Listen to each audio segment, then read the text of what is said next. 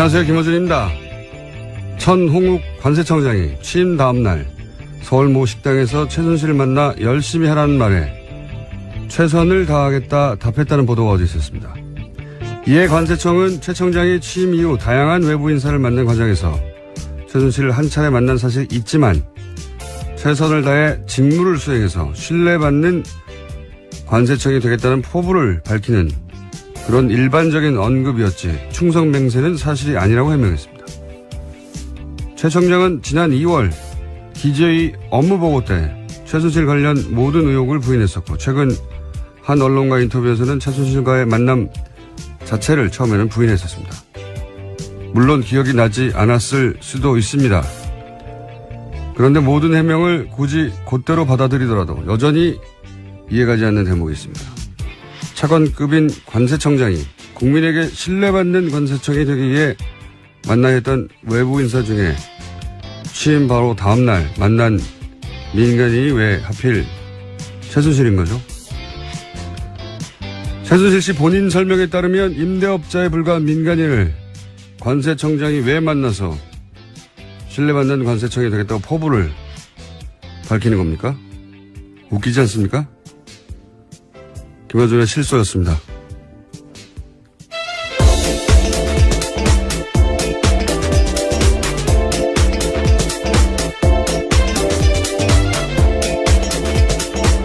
시사인의 김은지입니다. 네. 어제는 큰 사건이 하나 터졌네요. 네, 정말 충격적인 사건입니다. 자, 그런 충격적인 사건을 일단 전해주세요. 네, 어제 국민의당이 대국민 사과했습니다. 대선 때 문재인 대통령 아들인 문준용 씨의 특혜 채용 의혹을 제기한 것에 대해서인데요. 당시 의혹의 근거로 제시했던 녹취와 카카오톡 대화가 조작됐다고 밝혔습니다. 대선 4일 앞둔 지난 5월 5일에 국민의당은 문준용 씨와 미국 뉴욕 파슨스 디자인 스쿨을 함께 다닌 동료의 증언이라면서 녹취를 공개한 바가 있습니다. 그런데 이것이 국민의당 당원 이유미 씨가 남동생과 짜고 목소리 연기를 하면서 가짜 녹취 파일을 만들어서 이준서 전 최고위원에게 건넨 것이라고 합니다. 아하. 자, 그리고 나서 이제 이 사과를 하자마자 뉴스가 또 계속 쏟아졌어요. 그죠? 네, 어제 JTBC 단독 보도가 있었는데요. 이유미 씨는 지시로 한 일이라고 주장하고 있다고 합니다. 국민의당이 증거를 조작했다고 지목한 이유미 씨가 당원들에게 보낸 문자 메시지를 밝힌 건데요. 여기서 자신의 억울함을 주장하고 있습니다. 한 위원장의 지시에 따라서 허위 자료를 만든 일이고 검찰 조사 받게 됐다면서 당이 보호해주지 않는다라는 억울함을 주장하고 있다고 합니다. 그리고 나서 바로 체포가 됐죠, 또. 긴급 체포가. 네, 어제 저녁 9시쯤 이유미 씨가 긴급 체포됐습니다. 공직선거법상 허위사실 공표 혐의인데요. 검찰 관계자는 참고인 신분으로 조사했는데 피의자로 전환해 조사할 필요성이 있고 긴급 체포 사유가 된다고 판단했다고 밝혔습니다. 그렇군요. 어제는 뭐 국민의당에서는 당연히 대국민 사과를 할 수밖에 없는 상황이긴 했는데 이제 이 검찰 수사를 통해서 이 사실이 밝혀졌다면 타격이 더 컸을 테니까 네. 그나마 직접 몇 시간이나 먼저 밝히는 게 낫다고 판단한 것 같고요. 그래서 사과 형식을 취해서 일종의 정치적인 화해 제스처죠. 예. 미안하다. 사과. 미안하다고 끝날 일은 아닌 것 같습니다. 그러긴 좀 너무 늦은 것 같아요. 왜냐하면 대선이 끝난 게 이미 50일 가까이 됐고, 고소 맞고소가 있었던 게 오래전인데, 물론 이제 당에서는 이 사실을 안 게 이틀 전이라고 발표를 하긴 했는데, 그러면 그 당사자가 지금 50일 가까이 혼자서 감당하고 있었다는 얘기잖아요. 예, 납득하기 어려운 점이 있고. 오히려 알았지만 계속 타이밍을 봤다. 이렇게 설명한다면 말이 되죠. 그쪽에 훨씬 설득력이 있는데, 만약에 그랬다면은, 이제 당의 피해를 최소화하기 위해서 타이밍을 봤다는 거잖아요? 그렇다는 얘기는, 문준용 씨, 피해자인 문준용 씨의 어떤 피해나 심적 고통, 이거는, 당의 피해를 막기 위해서 그건 뒀다는 거잖아요. 그동안 50일 이상. 가해자의 이익을 위해서 피해자의 고통을 계속 방치한 거니까 제가 보기엔 이건 당사자가 이 사과를 받겠느냐 하는 게 첫 번째 의문이고 두 번째로는 처음에는 평당원 또 자원봉사자 이렇게 소개를 했단 말이죠. 근데 이유미 씨가 이제 전남 여수갑에 지난 총선 때 예비 후보였어요. 네, 출마 선언한 적이 있습니다. 네. 이용주 의원이 당선된 지역구입니다, 아마. 네, 제 기억으로는. 근데 이제 총선에 예비 후보로 출마를 했던 사람을 자봉이라고 했다는 사실 자체가 오히려 제가 보기에는 역풍 맞을 만한 해명인 것 같고, 예. 가능하면 축소하려고 했던 거죠, 의미를. 게다가 안철수 전 의원하고 카이스트 시절에 사제지간이었다고 지금 알려지고 있고. 네, 함께 책을 썼다라는 보도도 있습니다. 그리고, 진신 캠프에서 활동하면서 대표 저자로 책도 냈던 사람이에요. 예. 이렇게 되면 어떤 정치적 도의적 책임이 안철수 전 의원에게까지 미칠 만한 사안인 것 같고요. 가장 제가 보기엔 중요한 건 당에서는 자작이라고 발표를 했는데 본인은 이준서 전 최고위원이 시킨 일이라고 하고 있는 거죠. 사실 이것도 당에서 자작이라고 발표하기에는 본인이 아니라고 주장하는 상황에서 무리수였던 것 같고. 근데 이제 이 대목부터 이제 저는 의문입니다. 이준서 최고위원, 이 영입 1호로 청년 몫의 최고위원이 된 거란 말이죠. 최고위원이라고 하면 보통 우리가 다선 현역 의원 이렇게 생각하는데 이분은 그게 아니에요. 예. 30대에 그냥 청년 몫의 최고위원이 된 것이지 실제로 대선을 여러 차례 겪어본 다선이거나 또는 현역 의원이거나 아니란 말이죠. 근데 이분이 단독으로 그런 위험천만한 조작을 했다. 이거 굉장히 납득하기 어렵다. 네, 오늘 아침 국민일보 보도로 나온 게 있는데요. 국민일보와의 통화에서 나 혼자만의 선택으로 오픈된 건 아니다. 이렇게 밝히고 있습니다. 또 이용재 의원한테 들려드린 적이 있다. 이렇게도 밝힌 바가 있고요. 들려드린 적이 있다. 예, 그렇게 언론과 통화를 근데 이제 했네요. 들려준 것하고 그것을 누군가 지시를 받아서 조작했다는 건 다르니까. 이용주 의원은 듣기만 했을 수도 있죠. 예. 이용주 의원까지. 물론 이 의원은 들은 바 없다라고 부인하고 있습니다. 근데 이용주 의원이 이제 당시 인터뷰에서 그런 말을 한 적이 있어요. 이제 이게 복수의 사람으로부터 확인한 내용이다. 여러 차례 확인된 사실이다. 본인은 확신을 했다는 당시의 표현 같은데. 그럼 지금 어쨌든 보도되는 거 상으로는 두 사람밖에 몰랐다. 이 정도까지 왔는데 제가 보기에는 앞으로 누구까지 알았느냐 이게 포커스가 될 것 같고요.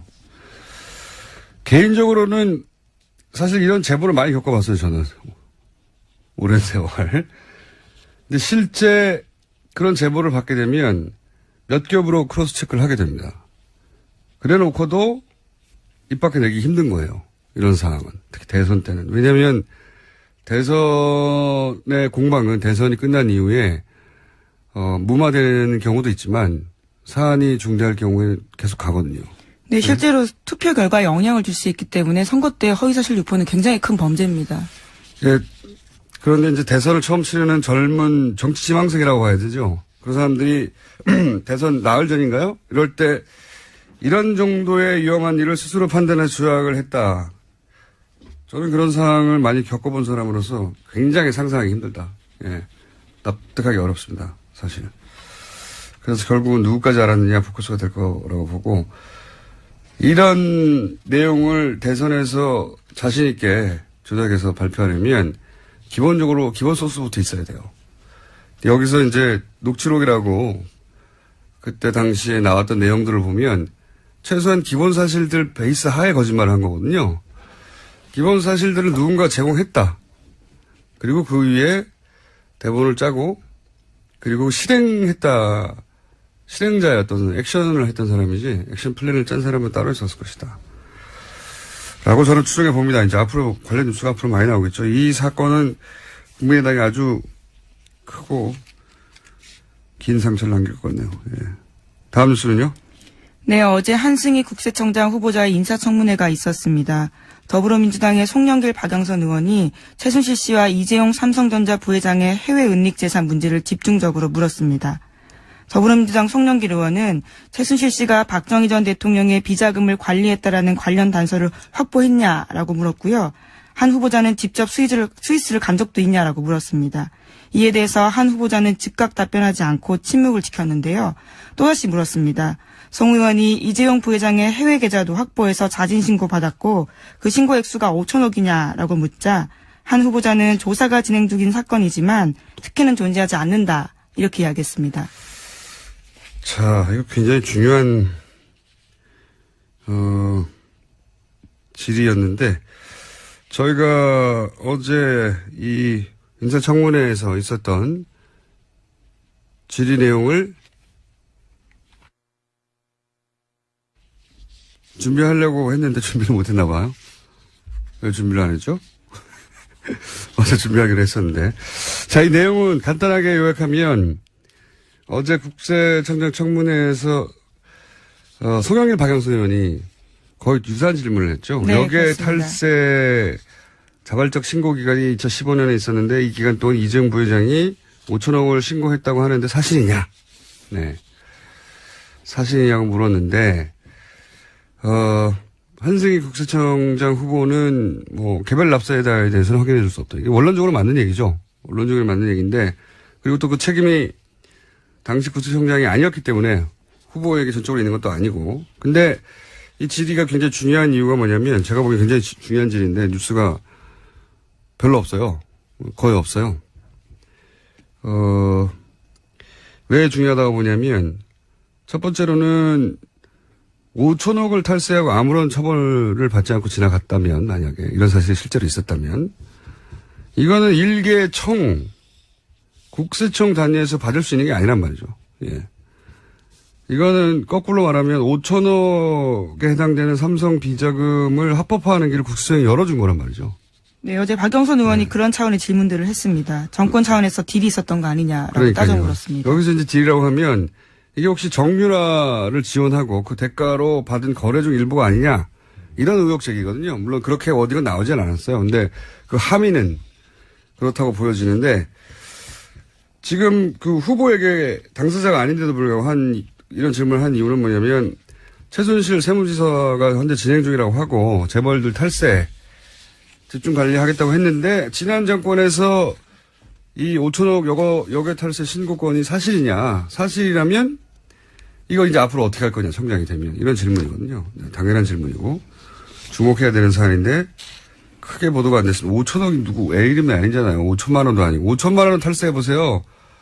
5천만 원만 탈세해도 감옥 갑니다. 5천만 원도 없습니다.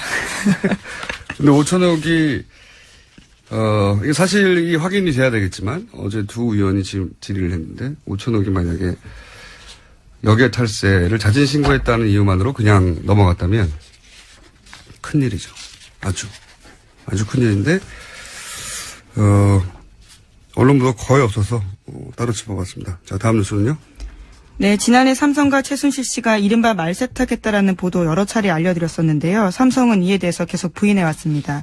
그런데 최근 검찰 조사에서 정유라 씨가 삼성이 먼저 말세탁 제안했다라는 이야기했다고 SBS가 어제 보도했습니다.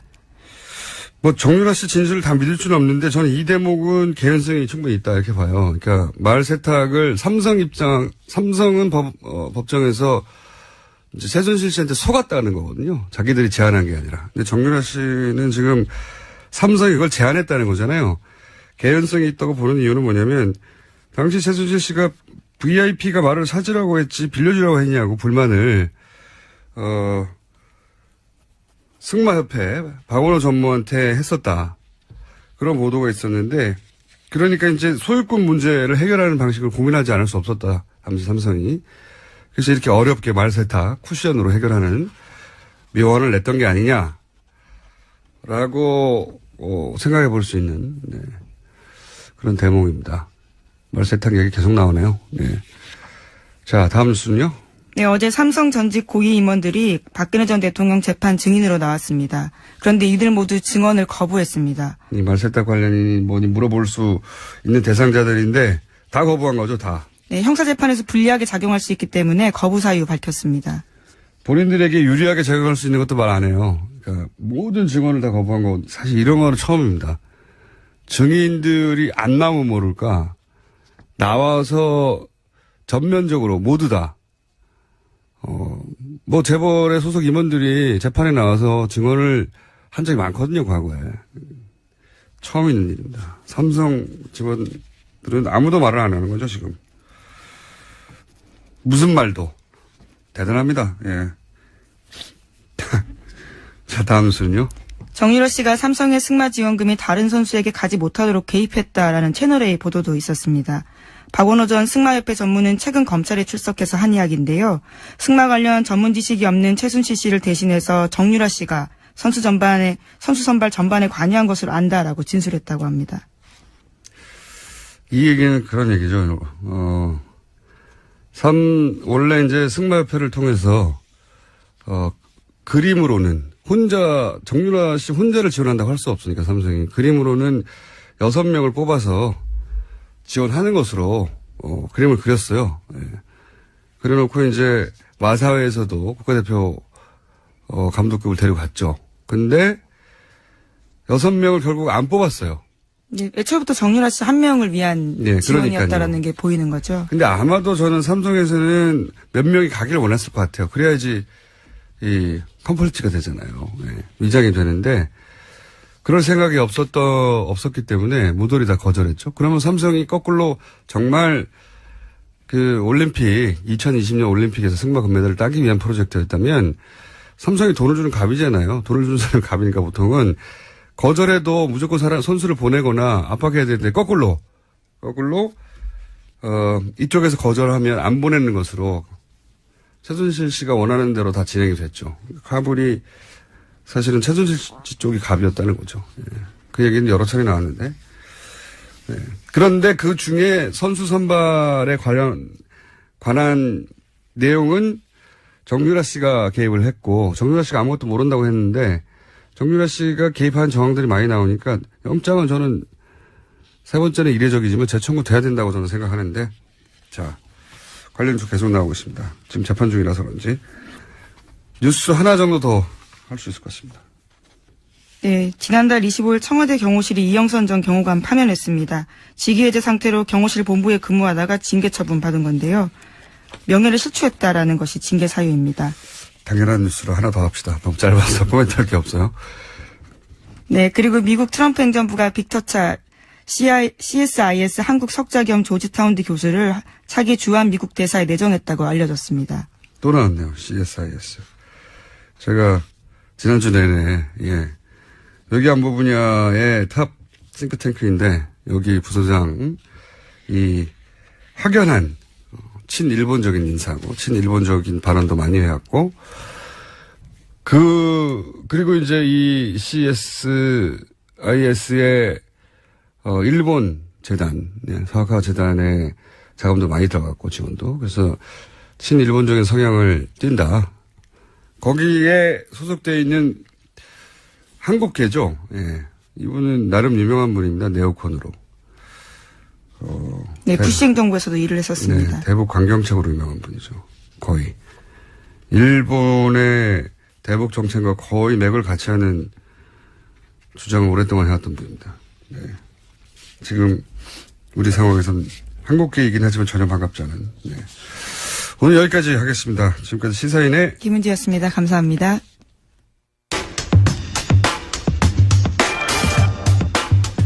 뉴스공장 인기 코너 중 나라 걱정 이혜훈 의원이 바른정당 당대표로 선출됐습니다. 잠시 연결해 보겠습니다. 안녕하세요, 의원님. 네, 안녕하세요. 이제 대표님이라고 불러야 되겠군요. 네. 네. 박근혜 전 대통령에게 핍박받던 불쌍한 정치인으로 이 뉴스공장에 처음 나오신 게 얼마 안 된 것 같은데, 네. 정말 그러네요. 예. 네, 이제 원내 정당의 당대표가 되셨습니다. 저희 뉴스공장 스태프들도 다 같이 축하드립니다. 아유, 감사합니다. 이거 네. 어깨가 무거워서 이게 축하 꼭 받을 만한 일도 아닌 것 같습니다. 내려오실 때 내려오더라도 일단. 네, 열심히 하겠습니다. 저도 개인적으로 이 정치 천연병 시절부터 제가 배워왔는데 당대표가 되신 날이 왔네요. 네. 네, 제가 초선일 때 뵀으니까. 오래됐습니다. 세월이. 예, 네. 그 사이에 많은 일도 있었고. 네. 근데 제가 바른정당 창당되고 나서 네. 의원님이 이제 당대표 나가시면 당대표 되실 거라고 나가시라고 당대표 되실 거라고 그랬던 기억 나십니까? 네, 그럼요. 많이 말씀하셨죠. 네. 근데 그때는, 안 된다고 거절하셨다가, 거절이라기보다는, 그럴 생각 없다고 하셨다가, 왜 이번에는 꼭 당대표가 돼야 되겠다고 나가셨습니까? 당이 어려운데, 제가 탈당하고 창당하면서 같이 가자. 이 어려운 길이지만, 그래도 우리가 정치하면서 꼭 좋은 길만 갈 수는, 꽃길만 갈 수는 없지 않냐. 어려운 길인데도 중요하고 의미 있는 길이니까 같이 가자 하고 제가 좀 설득을 해서 모시고 온 분들이 있었습니다. 근데 그분들이 저한테 그 말을 그대로 되돌려주면서 저한테 당신 혼자 살겠다는 거냐. 이렇게 막 얘기하실 때. 뉴스 공장이나 하면서. 네, 제가. 혼자 살겠다는 거냐. 네, 그 말씀에 무릎을 꿇었습니다. 진짜, 이게 아니구나. 더 이상 할 말이 없구나 했습니다. 네. 물론 제 말을 듣고 당대표 출마하신 건 아니지만, 저는 알아봤습니다. 곧 당대표 되실 그 말도 거. 사실은 저한테 생각하는 계기를 줬는데, 그 진행자의 그 말이 또 많은 사람이 저한테 전화해서 너만 살겠다는 거냐 하고 압박하는 계기가 됐습니다. 예, 저는 알고 있었어요. 당대표가 되실 거라는 걸. 자. 도와주십시오. 네. 당대표가 되셨으니까 저희 고정 코너는 이제 곧 문을 닫나요? 내일 제가, 마지막 방송 하겠습니다. 네. 그럼 내일까지만 하고. 그러면 네. 하태경 최고위원을 고정을 해야 되겠습니다. 네, 그렇게 부탁드릴게요. 박빙으로 사실 승부가 박빙이었어요, 그죠? 네. 생각보다 박빙이었고, 어쨌든 그럼에도 불구하고 호남을 제외하고는 경선 기간 내내 1위를 하셨는데, 네. 본인이 분석하는 승리의 비결은 뭡니까? 많은 분들이 이해운 하면 눈치 보지 않고 유불리 따지지 않고 그래도 자기가 생각하는 바를 늘 말해왔다 이렇게 인식은 해주신 것 같아요. 그리고 또 이 성격을 보시고 당이 어려운데 뭐 1000길 낭떠러지라도 10길 불속이라도 그런 거 안 따지고 뛰어드는 사람은 이해운 아닌가 이렇게들 좀 인정해 주신 것 같습니다. 이게 제 자화자찬입니다. 네. 저희는 저희끼리 자화자찬하겠습니다. 이게 다 뉴스공장 덕분이라고. 네. 유승민 의원은 뭐라고 하시던가요? 당선 후에? 사실 어제 오후 늦게 선출이 됐고요. 그리고 이거 거짓말 안 못해서 지금까지 인터뷰가 한 30개쯤 이렇게 진행이 되다 보니까 사실 뭐 도저히 누구한테 연락을 한다 이게 불가능이었습니다. 그리고 전화통이 거의 불이 나서 한 1000몇백 개가 오니까 제가 누구한테 전화를 거는 일이 불가능이었습니다. 사실상. 네, 그랬을 것 같네요. 그래서 아직도 통화도 못 해보셨다고요? 예, 연락 자체를 못했습니다. 예. 네, 그거는 내일 수요일 날 나오실 때 전해주시고요. 기왕 연결한 김에 인사만 하고 끊으려고 하다가, 몇 가지 그래도 여쭤봐야 될 것 같습니다. 네. 어제는 홍준표 전 경남지사 이야기가 화제였어요. 정병국 전 대표가 자서전을 냈는데, 그 내용 중에 바른정당의 입당 가능성을 타진을 당시 했었다. 이런 내용이 담겨가지고 논란이 되는데 혹시 아시는 건 좀 있으십니까? 사실 뭐 정병국 대표한테 직접 들은 얘기나 홍 전 지사에게 직접 들은 얘기는 없습니다. 근데 당시 그런 소문이 좀 돌았던 건 맞고요. 소문 정도 돌았다. 예, 근데 뭐 소문이 돌 때 제가 뭐 이걸 일일이 확인하거나 사실관계 뭐 파악을 하거나 그러지는 않았고요. 소문이 돌았다 정도? 네, 근데 이제 이 책을 인용한 기사를 보면서 무슨 생각이 들었냐면 이 두 분 다 제가 한 직장에서 10수년 같이 지내온 굉장히 잘 아는 분들 아니겠습니까? 네. 한 공장에서 한솥 그렇게 오래 먹으면 사람에 대해서 정확하게 좀 알 수 있습니다. 네. 근데 이제 두 분의 그동안의 인품, 행보 이런 걸 보면 저는 정병국 의원이 사실이 아닌 말하는 걸 아직까지 보질 못했거든요. 그리고 정병국 의원이 사석에서 그런 말을 잘 하지 않고 굉장히 진지한 타입이에요. 진지하시죠. 네. 미스터 진지해요, 완전히. 근데 그런 분이 책에다가까지 쓰신 말을 거짓말을 했을까? 저는 그렇게는 생각하지 않습니다. 하는 정도의 추정하신다. 네, 제 생각이 그런 거죠. 제 알겠습니다. 판단입니다.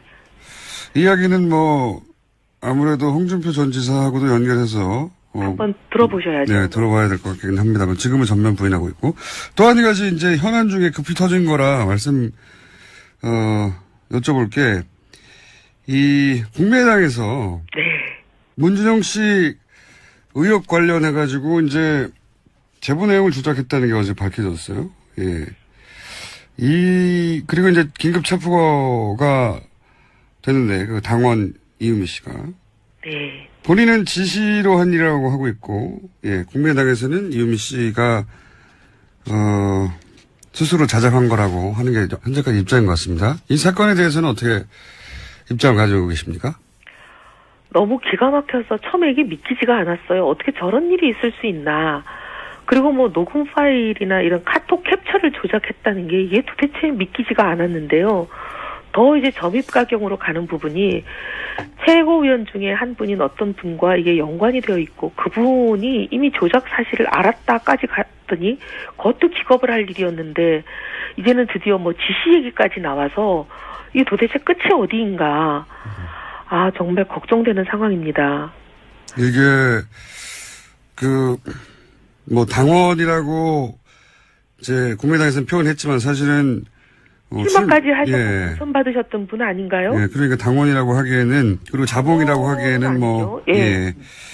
그 위상이 당내에서 다른데, 근데 여하간 이분이 지시를 한 일이라고 주장하고 있는데, 의원님의 대표님의 경험으로는 어떻습니까? 대표님도 사실은, 대선 전국 속에서 경락을 겪으셨고, 이런 네. 유사한 일들을 많이 보셨잖아요. 이게, 여기도 물론 추정밖에 할 수 없으시겠지만, 이게 본인이 혼자 할 일 수준에 이를까요? 예. 사실 대선 후보고, 그리고 당선 가능성이 거의 뭐 99%라고 되어 있는, 대선 후보의 가족과 관련된, 그러니까 어떻게 보면 대선 전국의 가장 결정적인 사안 아니었겠습니까? 예. 그런 사안을 조작을 할 정도면은 보통 강심장으로 이건 어렵습니다. 그렇습니다. 근데 뭔가 이런 그 엄청난 일을 그 위험 부담을 안고 할 때는 뭔가 약속이 있거나 대가가 있지 않고는 이런 일을 하기가 어렵지 않을까 그렇죠. 생각이 뒤를 누가 들어요. 봐준다고 약속해 줬거나. 네. 근데 사전에 그런 암묵적인 뭐 합의건 거래건 뭔가가 있지 않고 이분이 또 여성이더라고요. 예. 젊은 여성. 뭐 아들이 있다고는 하지만 어쨌든 이 젊은 여성이 그런 일을 통상적으로 하려면 혼자서 단독범으로 이렇게 하는 거는 제가 본 적은 없는 것 같습니다. 그러니까 더구나 대선 한복판에서 이런 일을 한다는 게 굉장히 어려운 일이. 예를 들면 그냥 가정주부로 집에서 이제 뭐 전업주부만 하셔가지고 정치권이 어떻게 돌아가는지를 전혀 모르는 분 같이 보이지가 않고 국회의원 출마하면서 공천도 받으셨던 분이잖아요. 그러니까 이게 정치권이 어떻게 돌아가는 건지 대선에서 이런 일이 얼마만큼 심각하고 엄청난 그 희생과 자기가 대가를 치를 수 있는 일인지 아마 상당히 인지가 되어 있지 않을까 그런 생각이 듭니다. 그 얘기는 여기까지 하고요. 예. 네. 대표님도 추정이시니까. 네. 자, 오늘은 그냥 인사만 드리려고 전화했습니다. 어차피 내일 나오실 거기 때문에 축하드리고요. 네. 한 가지만 마지막으로 여쭤볼게요. 앞으로 바른 정당은 자유한국당과 어떻게 차별합니까? 정체성하고 정치하는 방식 두 가지가 다 확연하게 차별화가 됩니다. 정체성은 뭐 너무 말이 길지만 어쨌든 뭐 안보라는 이름 하에 뭐 빨갱이 몰이하고 종북 딱지 붙이고 이런 일 우린 절대 안 하고요. 그다음에 뭐 시장경제라는 이름으로 재벌이나 힘 있는 사람들의 특권 반칙 횡포 이런 거 대변하고 비호하고 돌격대하는 이런 가짜 보수 저희는 절대 안 합니다. 그리고 정치하는 방식은 사사건건 발목 잡는 정치 안 하고요. 저희는 과감하게 협력할 거 하고 반대할 거는 저희가 먼저 대안을 제시하면서 딱 몇 개 최우선 순위로 탑 1, 2, 3 정도 정해서 결연히 막아야 될 우리 정체성에 안 맞는 것은 저희가 반대하겠습니다. 알겠습니다. 오늘 여기까지 듣고요. 내일 네. 스튜디오에서 뵙겠습니다. 감사합니다. 감사합니다. 지금까지 바른정당 이혜훈 신임 당대표였습니다.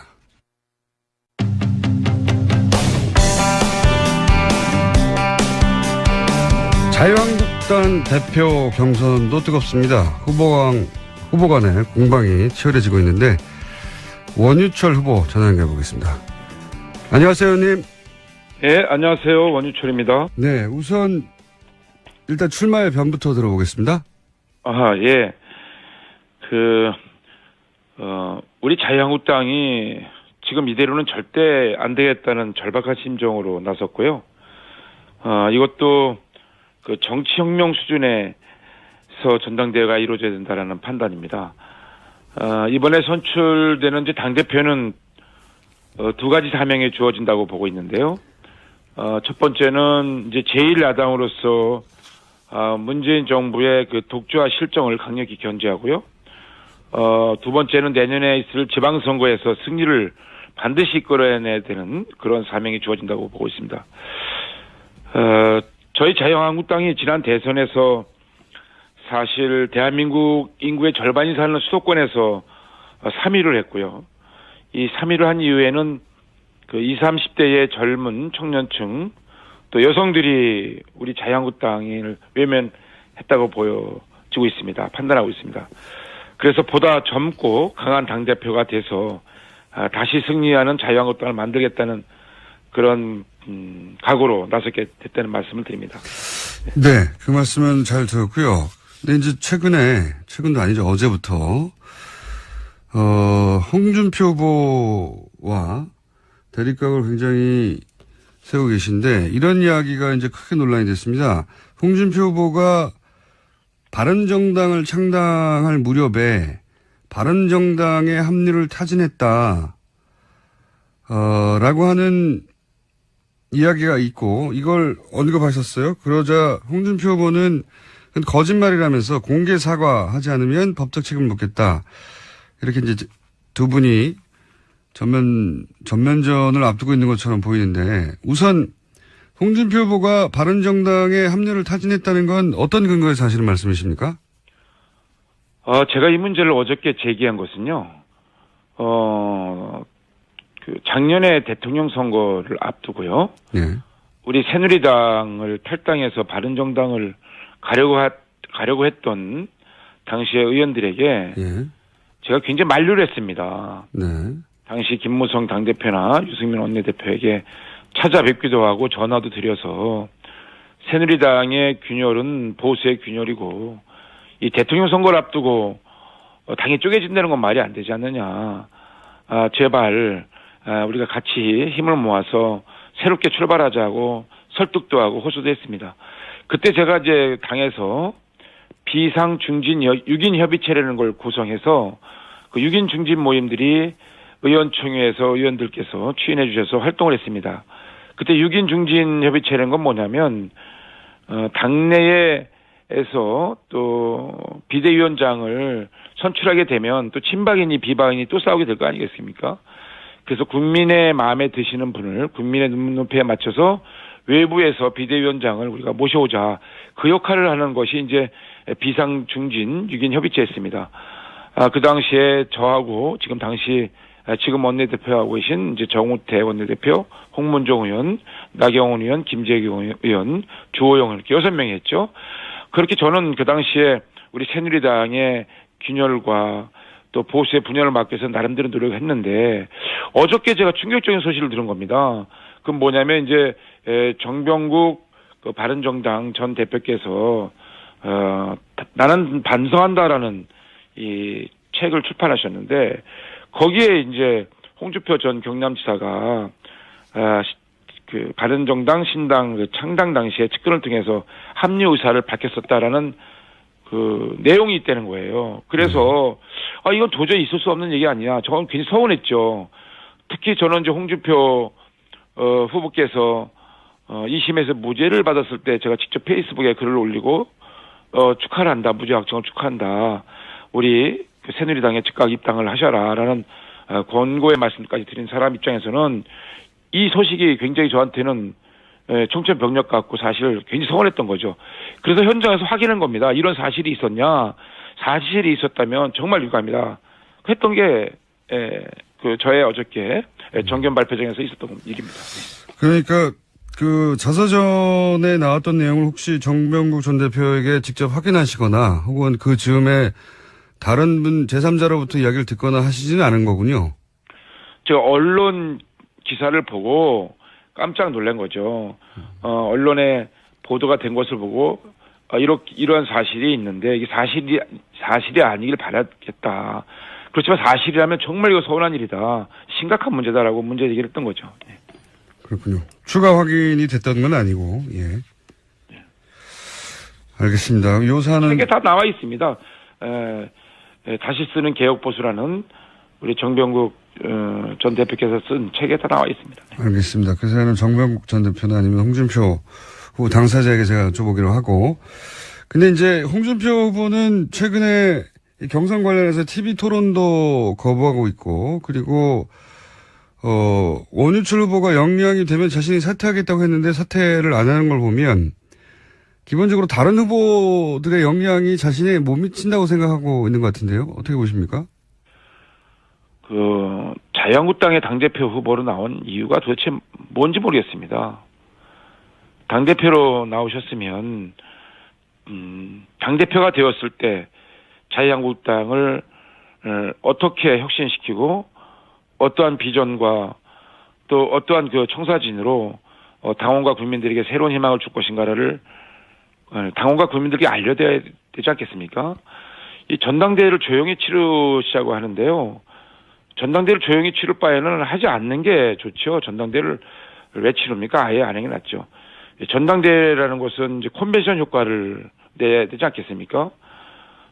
그리고 유권자인 우리 자유한국당의 당대표는 유권자가 국민과 당원입니다. 국민 여론조사 30%, 당원 70% 이렇게 합산해서 당대표를 선출하게 돼 있는데요. 유권자인 국민과 당원들에게 왜 당대표에 나왔는지, 당대표가 되면 무엇을 할 것인지를 TV 토론을 통해서 알려드리고 나서 심판을 받는 게 후보로서의 마땅한 기본적인 책무가 아니겠습니까? 그것을 외면한다는 것은 제가 볼 때는 홍준표 후보께서 지난 대선 동안 쌓은 대통령 후보로서 한 달 동안 많은 언론의 관심, 국민의 관심 속에서 선거를 치르지 않으셨습니까? 그런 그 인지도를 가지고 적당히 전당대회에 무임승차를 하시려는 것이 아닌가 이런 생각이 들었습니다. 그래서 이건 공정치 못하다. 기회는 균등해야지 결과에 대해서 우리가 모두 승복을 할 수 있는데 홍준표 후보께서 TV 토론을 회피하시고 외면하시는 거는 이건 당대표로서 자격이 문제가 있다. 만약에 계속 당대표 후보자로서 TV 토론을 거부하신다면 홍준표 후보가 사퇴하든지 내가 사퇴하든지 사생의 결단을 내겠다라고 제가 강력히 TV 토론을 응하시도록 촉구했죠. 그래서 응하시겠다고 하셨어요. 제가 알기로는 응하실 거라고 보고 있고요. 지금 국민들과 당원들께서 지금 자유한국당의 당대표로 후보로 나온 우리 3명들에게 TV 토론을 보시고 어떤 후보가 무슨 생각을 갖고 나오신지 판단하시고 결정하셔야 되지 않겠습니까? 만약에 홍준표 후보가 끝까지 TV 토론을 안 하시면은 어떻게 합니까? 저는 홍준표 후보께서 당을 살린다고 당대표에 나오셨기 때문에 당연히 TV 토론에 나오셔서 어떻게 당을 살릴 것인지 말씀을 하셔야 된다고 보고 있습니다. 만약에 이것을 거부한다면 당대표로서 자격이 없는 거죠. 예. 자격이 없다고 주장을 할 수 있지만 그렇다고 후보를 강제로 사퇴시킬 수 있는 규정은 없지 않습니까? 이건 이제 국민과 당원들께서 판단하실 문제라고 생각합니다. 네. 홍준표 후보가 당대표가 되면 안 되는 이유가 있나요? 지금 대선에서 2위를 한 후보이기도 하고 지명도 면에서는 어쨌든 다른 후보들보다 앞서는 건 사실이거든요. 홍준표 후보가 당대표가 되면 안 된다. 어떤 이유가 있습니까? 홍준표 후보라고 당대표가 되지 말라는 법은 없죠. 홍준표 후보께서 지난 대통령 선거 때 얻으신 득표가 이제 24%입니다. 분투하셔서 24% 얻었지만, 대한민국 인구의 절반이 사는 수도권에서는, 문재인 안철수 후보에 의해서 3등을 하셨고요. 그리고, 역대 가장 큰 표차로 우리 제1야당의, 집권당의 후보로 그 당시에, 사실은 2위로 되셨죠. 저는 이것은 홍준표 후보의 나름 성과이자 한계라고 생각합니다. 24%의 한계를 이제 극복하는 일이 저희 자유한국당에 주어진 일이고요. 이 원유철 후보가 이 남은 이 76%의 새로운 가능성을 그 자유한국당에 가져오려고 나섰습니다. 예. 홍준표 후보가 당대표가 되지 말란 법은 없긴 하지만 온유철 의원님이 더 나은 이유가 있어서 나오신 거 아니겠습니까? 지금, 네. 본인만의 경쟁력은 그럼 어디에 있나요? 네. 홍준표 후보께서, 지난 대선 때 얻으신, 그 표를 분석해보면요. 이 20대, 30대, 40대 젊은 층이 완전히 외면을 했고요. 여성들이 등을 돌렸습니다.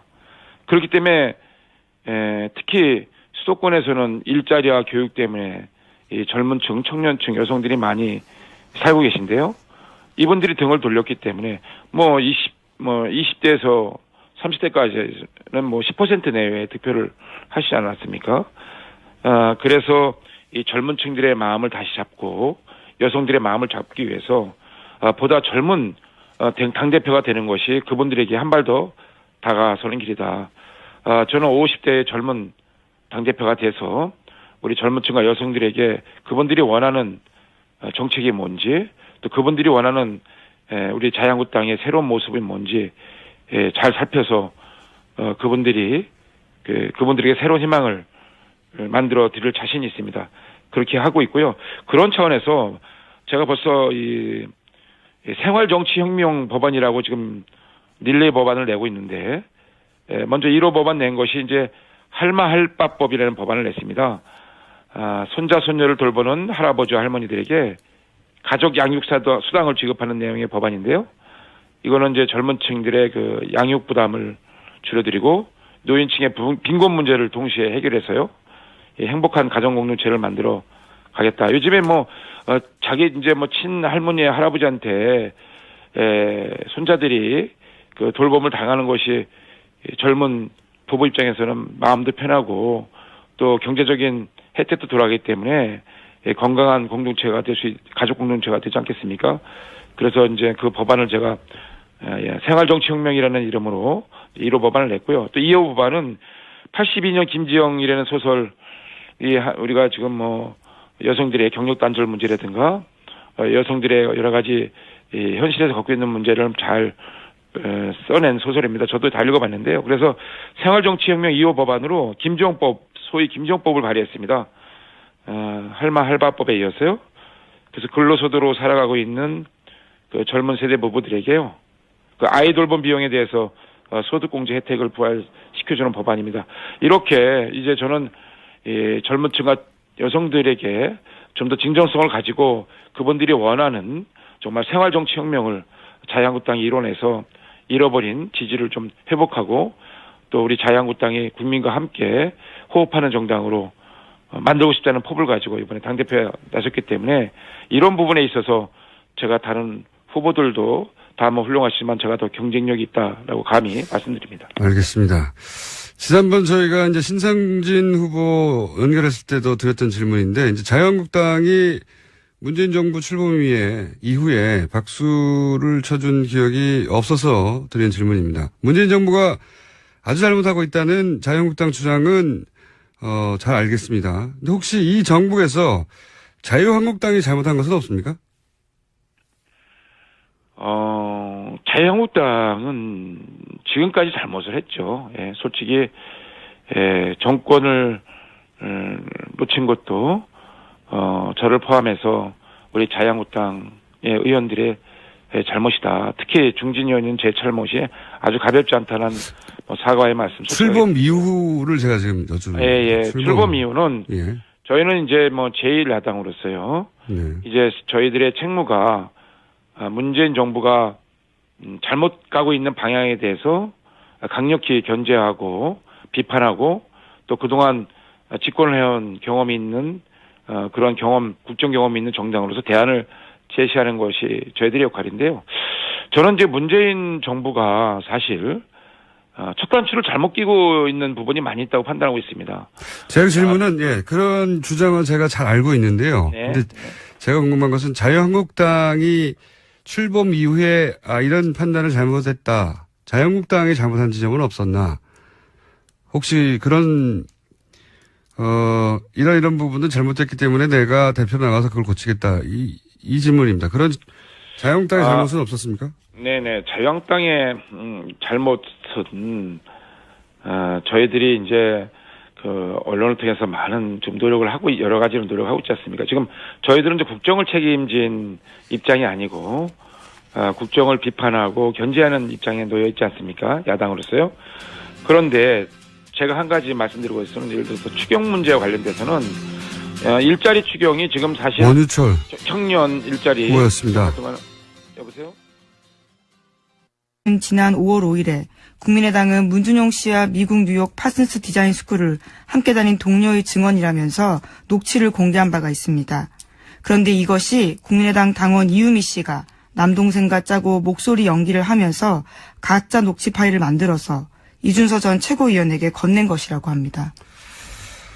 아하. 자, 그리고 나서 이제 이 사과를 하자마자 뉴스가 또 계속 쏟아졌어요. 그죠? 네, 어제 JTBC 단독 보도가 있었는데요. 이유미 씨는 지시로 한 일이라고 주장하고 있다고 합니다.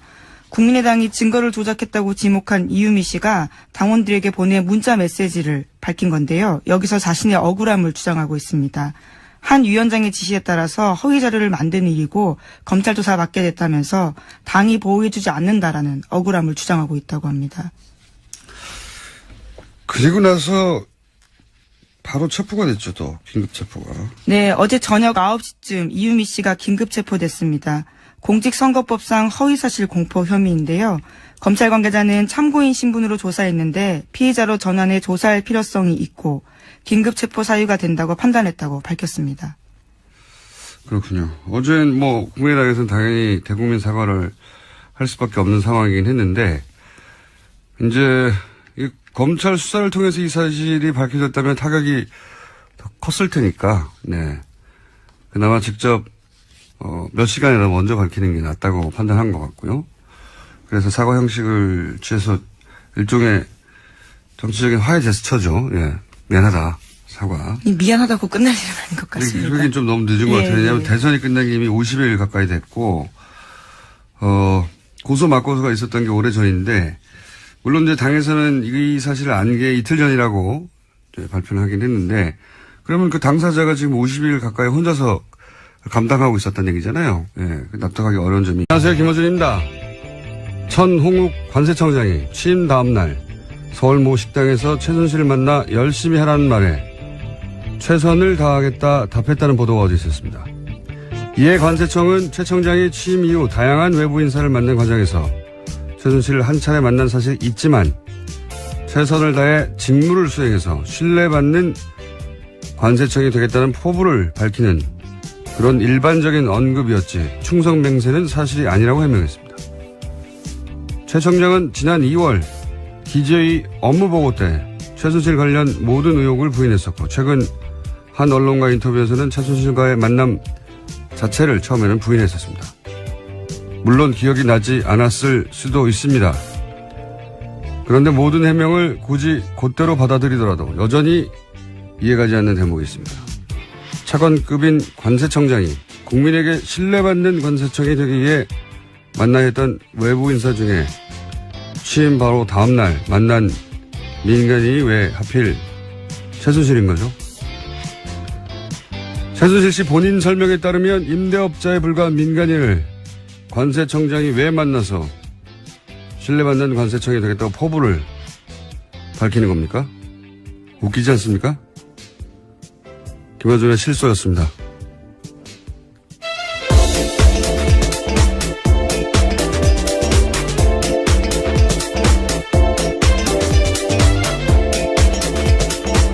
시사인의 김은지입니다. 네. 어제는 큰 사건이 하나 터졌네요. 네, 정말 충격적인 사건입니다. 자, 충격적인 사건을 일단 전해주세요. 네, 어제 국민의당이 대국민 사과했습니다. 대선 때 문재인 대통령 아들인 문준용 씨의 특혜 채용 의혹을 제기한 것에 대해서인데요. 당시 의혹의 근거로 제시했던 녹취와 카카오톡 대화가 조작됐다고 밝혔습니다. 대선 4일 앞둔 또 이제 저는 의문입니다. 이준서 최고위원, 이 영입 1호로 청년 몫의 최고위원이 된 거란 말이죠. 최고위원이라고 하면 보통 우리가 다선 현역 의원 이렇게 생각하는데 이분은 그게 아니에요. 예. 30대에 그냥 청년 몫의 최고위원이 된 것이지 실제로 대선을 여러 차례 겪어본 다선이거나 또는 현역 의원이거나 아니란 말이죠. 근데 이분이 단독으로 그런 위험천만한 조작을 했다. 이거 굉장히 납득하기 어렵다. 네, 오늘 아침 국민일보 보도로 나온 게 있는데요. 국민일보와의 통화에서 나 혼자만의 선택으로 오픈된 건 아니다. 이렇게 밝히고 있습니다. 또 이용재 의원한테 들려드린 적이 있다. 이렇게도 밝힌 바가 있고요. 들려드린 적이 있다. 예, 그렇게 언론과 통화를 근데 이제 뭐 했네요. 들려준 것하고 그것을 누군가 지시를 받아서 조작했다는 건 다르니까. 이용주 의원은 듣기만 했을 수도 있죠. 예. 이용주 의원까지. 물론 이 의원은 들은 바 없다라고 부인하고 있습니다. 근데 이용주 의원이 이제 당시 인터뷰에서 그런 말을 한 적이 있어요. 이제 이게 복수의 사람으로부터 확인한 내용이다. 뭐, 여러 차례 확인된 사실이다. 본인은 뭐 확신을 했다는 당시의 표현 같은데. 그럼 지금 어쨌든 보도되는 거 상으로는 두 사람밖에 몰랐다. 이 정도까지 왔는데, 제가 보기에는 앞으로 누구까지 알았느냐, 이게 포커스가 될 것 같고요. 개인적으로는 사실 이런 제보를 많이 겪어봤어요, 저는. 오랜 세월. 근데 실제 그런 제보를 받게 되면 몇 겹으로 크로스 체크를 하게 됩니다. 그래 놓고도 입 밖에 내기 힘든 거예요. 이런 상황은. 특히 대선 때는. 왜냐하면 대선의 공방은 대선이 끝난 이후에 무마되는 경우도 있지만 사안이 중대할 경우에 계속 가거든요. 네, 실제로 투표 결과에 영향을 줄 수 있기 때문에 선거 때 허위사실 유포는 굉장히 큰 범죄입니다. 예, 그런데 이제 대선을 처음 치르는 젊은 정치 지망생이라고 봐야 되죠. 그런 사람들이 대선 나흘 전인가요? 이럴 때 이런 정도의 위험한 일을 스스로 판단해 조작을 했다. 저는 그런 상황을 많이 겪어본 사람으로서 굉장히 상상하기 힘들다. 예, 납득하기 어렵습니다. 사실.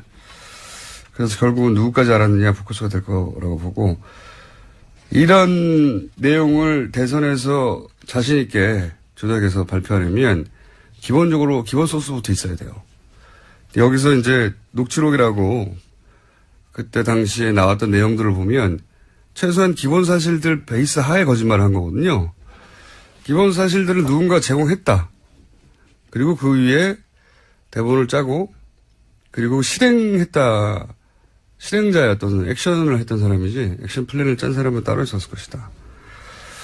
라고 저는 추정해 봅니다. 이제 앞으로 관련 뉴스가 앞으로 많이 나오겠죠. 이 사건은 국민의당에 아주 크고 긴 상처를 남길 것 같네요. 예. 다음 뉴스는요? 네, 어제 한승희 국세청장 후보자의 인사청문회가 있었습니다. 더불어민주당의 송영길 박영선 의원이 최순실 씨와 이재용 삼성전자 부회장의 해외 은닉 재산 문제를 집중적으로 물었습니다. 더불어민주당 송영길 의원은 최순실 씨가 박정희 전 대통령의 비자금을 관리했다라는 관련 단서를 확보했냐라고 물었고요. 한 후보자는 직접 스위스를 간 적도 있냐라고 물었습니다. 이에 대해서 한 후보자는 즉각 답변하지 않고 침묵을 지켰는데요. 또다시 물었습니다. 송 의원이 이재용 부회장의 해외 계좌도 확보해서 자진 신고받았고 그 신고 액수가 5천억이냐라고 묻자 한 후보자는 조사가 진행 중인 사건이지만 특혜는 존재하지 않는다. 이렇게 이야기했습니다. 자, 이거 굉장히 중요한 질의였는데 저희가 어제 이 인사청문회에서 있었던 질의 내용을 있고 오히려 알았지만 계속 타이밍을 봤다. 이렇게 설명한다면 말이 되죠. 그쪽에 훨씬 설득력이 있는데 만약에 그랬다면은 이제 당의 피해를 최소화하기 위해서 타이밍을 봤다는 거잖아요. 그렇다는 얘기는 문준용 씨, 피해자인 문준용 씨의 어떤 피해나 심적 고통 이거는 당의 피해를 막기 위해서 그건 뒀다는 거잖아요. 그동안 50일 이상. 가해자의 이익을 위해서 피해자의 고통을 계속 방치한 거니까 제가 보기엔 이건 당사자가 이 사과를 받겠느냐 하는 게 첫 번째 의문이고 두 번째로는 처음에는 평당원 또 자원봉사자 이렇게 소개를 했단 말이죠. 근데 이유미 씨가 이제 전남 여수갑에 지난 총선 때 예비 후보였어요. 네, 출마 선언한 적이 있습니다. 네. 이용주 의원이 당선된 지역구입니다, 아마. 네, 제 기억으로는. 근데 이제 총선에 예비 후보로 출마를 했던 사람을 자봉이라고 했다는 사실 자체가 오히려 제가 보기에는 역풍 맞을 만한 해명인 것 같고, 예. 가능하면 축소하려고 했던 거죠, 의미를. 게다가 안철수 전 의원하고 카이스트 시절에 사제지간이었다고 지금 알려지고 있고. 네, 함께 책을 썼다라는 보도도 있습니다. 그리고 진신 캠프에서 활동하면서 대표 저자로 책도 냈던 사람이에요. 예. 이렇게 되면 어떤 정치적 도의적 책임이 안철수 전 의원에게까지 미칠 만한 사안인 것 같고요. 가장 제가 보기엔 중요한 건 당에서는 자작이라고 발표를 했는데 본인은 이준서 전 최고위원이 시킨 일이라고 하고 있는 거죠. 사실 이것도 당에서 자작이라고 발표하기에는 본인이 아니라고 주장하는 상황에서 무리수였던 것 같고. 근데 이제 이 대목